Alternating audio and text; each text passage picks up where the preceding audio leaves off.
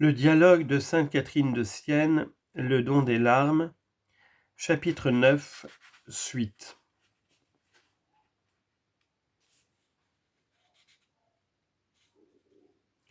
Voilà la plénitude qu'a puisée la mémoire au sein de ma charité. Voilà comment l'âme s'est délivrée de l'imperfection par la pensée et le souvenir continu de mes bienfaits. L'intelligence a reçu la lumière. En regardant dans la mémoire, elle a connu la vérité, elle est sortie de l'aveuglement de l'amour-propre, et elle est demeurée devant le soleil, qui est l'objet de sa contemplation, le Christ crucifié, où elle connaît Dieu et l'homme.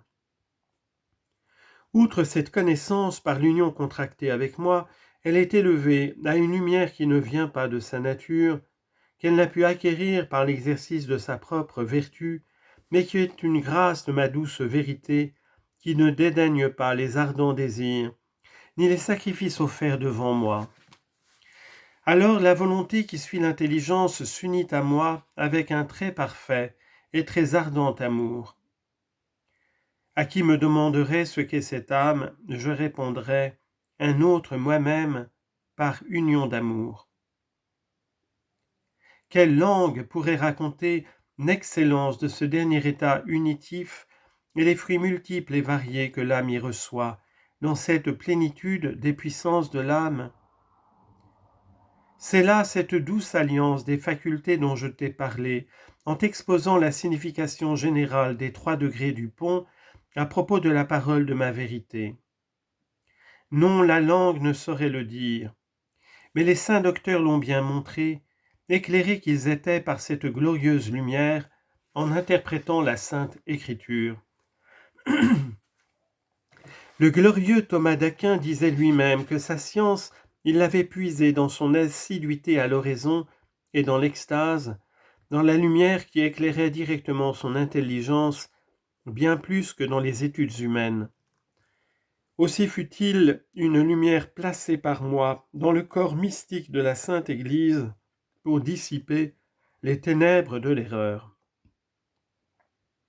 Et Jean, mon glorieux évangéliste, quelle lumière n'a-t-il pas trouvée sur le cœur du Christ?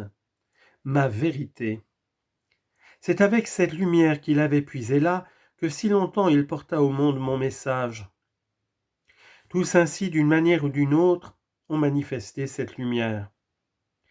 Mais le sentiment intérieur qu'ils éprouvaient, l'ineffable douceur qu'ils goûtaient, la parfaite union qu'ils avaient avec moi, la langue ne le pourrait raconter parce qu'elle est chose finie. N'est-ce pas ce que saint Paul voulait exprimer quand il disait « L'œil ne peut voir, ni l'oreille entendre, ni le cœur imaginer le bonheur que Dieu a préparé et donnera au dernier jour à ceux qu'il aime en vérité » 1 Corinthiens 11, 9. Ô combien douce cette demeure, douce au-delà de toute douceur, dans cette parfaite union de l'âme avec moi. La volonté elle-même n'est plus vraiment intermédiaire dans cette union entre l'âme et moi, puisqu'elle est devenue une même chose avec moi. Partout à travers le monde se répand comme un parfum le fruit de ces humbles et continuelles prières. L'encens de mon désir monte vers moi en une supplication incessante pour le salut des âmes. C'est une voix sans parole humaine qui toujours crie devant ma divine majesté.